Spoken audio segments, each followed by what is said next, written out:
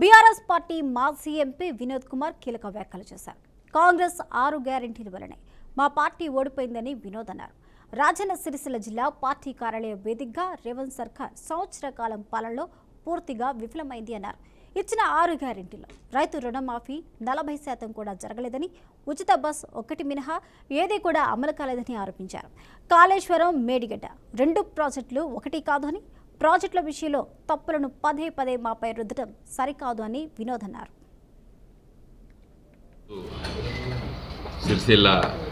రాజన్న సిరిసిల్ల జిల్లా BRS party కార్యాలయంలో మరి మేమందరం కూడా మీతో మాట్లాడే అవకాశం కల్పించినటువంటి జిల్లా పార్టీ అధ్యక్షులు తోట ఆగయ్య గారికి, అదేవిధంగా మిగతా వేదికపై ఉన్నటువంటి మా మిత్రులకి అందరికీ పేరు పేరున నమస్కారాలు.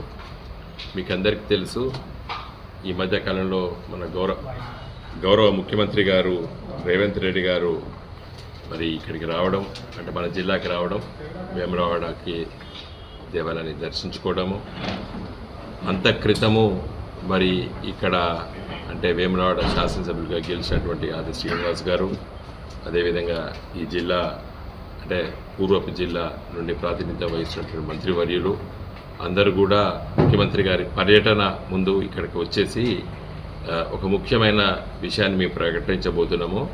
ముంపు గ్రామాల్లో ఉన్నటువంటి మరి నిర్వాసితులకి మేము